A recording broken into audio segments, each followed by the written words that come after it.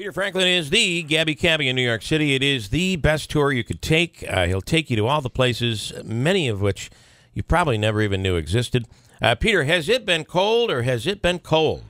It has been cold, and I guess I can't complain to somebody who's living upstate, though, because I presume it's probably a lot colder up there.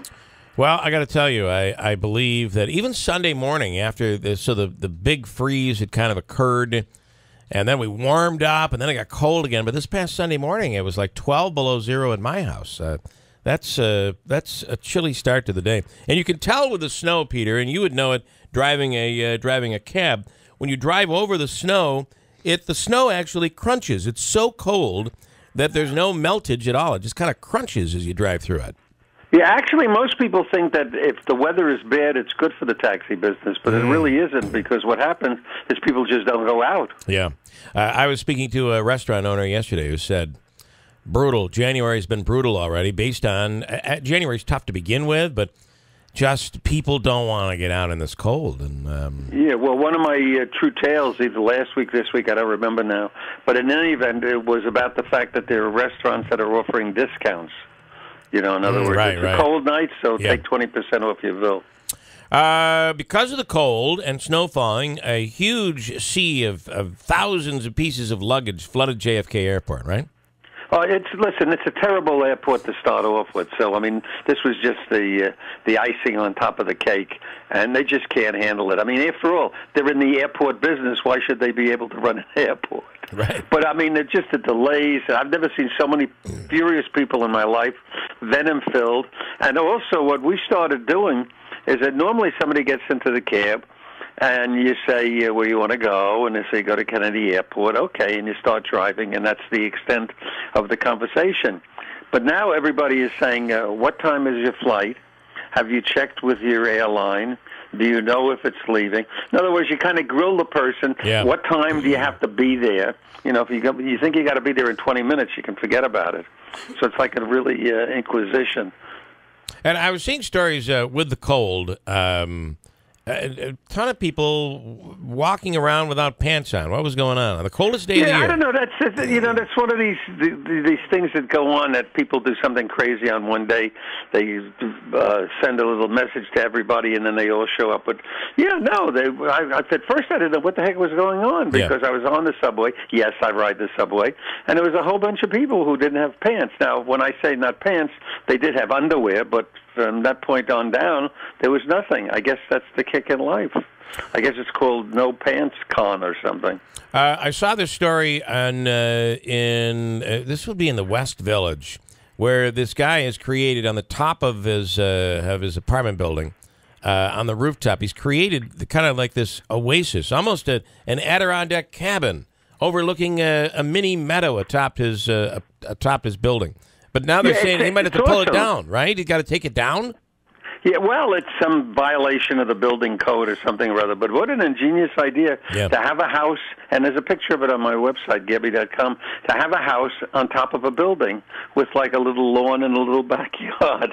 It's the ultimate pleasure, I think. Yeah. But, of course, being spoil sports, the buildings department doesn't like something about it, so they're going to make them take it down. It's almost like probably fight it in court. It's almost like it's a little mini place up here. Right? Yeah, I mean, it's an absolutely super idea. Yeah.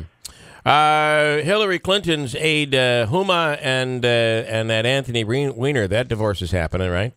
No, it isn't happening. Oh, they called it off, and they're very clever foxes, aren't they? Because if they get divorced, then I presume they're open for testifying against each other. You know, it's the old thing, and I'm not a lawyer, but I think the old deal is that you can't testify against your wife or your husband or something like that.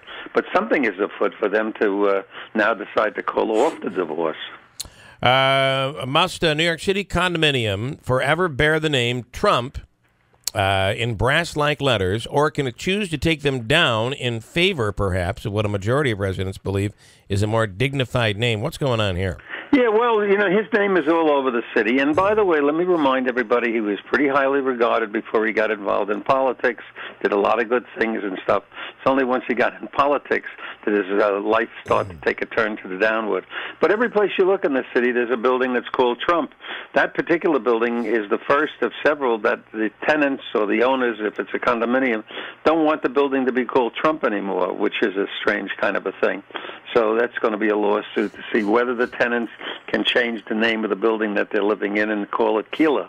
You are very open-minded to this president.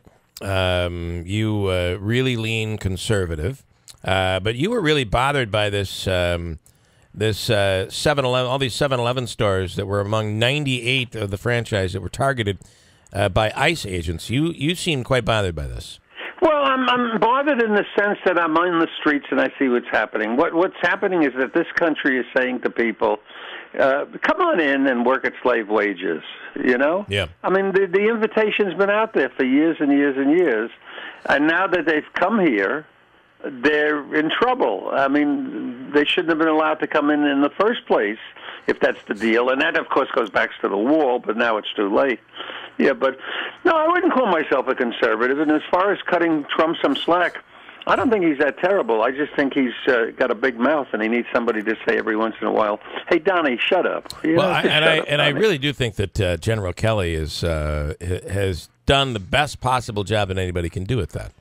Yeah, I think he's done a good job with that. So, all right, Peter, interesting. And we say best tour in New York City. It really is. You drive people around. Is it a half day or a full day or any kind? Well, it's generally a full day. That's the time I need. But if somebody doesn't have the time for that, then I'll do a half day. I'm a very accommodating person. And it can be more than if you had a group, you could do a van. Yeah, that's what I do. All right, Peter. Good stuff. It's Gabby.com for details. Peter Franklin, thanks so much.